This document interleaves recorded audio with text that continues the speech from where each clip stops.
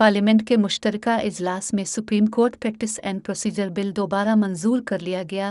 PTI अरकान ने bill के खिलाफ नारेबाजी की। बिल मंजूरी के बाद दोबारा सदर ममलकत को दस्तखत के लिए भेजा जाएगा।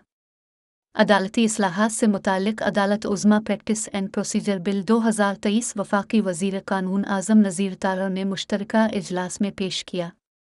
आज़म नज़ीर तारड़ का कहना था कि supreme court practice and procedure bill की दोनों ऐवानों ने मंजूरी दी थी। दोनों मुअज़्ज़ज़ ऐवान में बिल पर डिबेट की गई। बिल सदर ममलकत को भेजा गया था।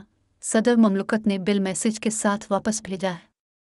वफाकी वज़ीर कानून ने कहा कि आज अपोजिशन अरकान कम इल्मी का मुज़ाहरा कर रहे हैं। सदर ममलकत ने पार्लियामान की लामेकिन पर मनफी कमेंट किया। सदर ममलकत को ऐसी ज़बान इस्तेमाल करने से गुरेज करना चाहिए। सदर ममलकत तासुब की ऐनक पहनकर अपनी जमात की पासदारी शुरू कर देते हैं।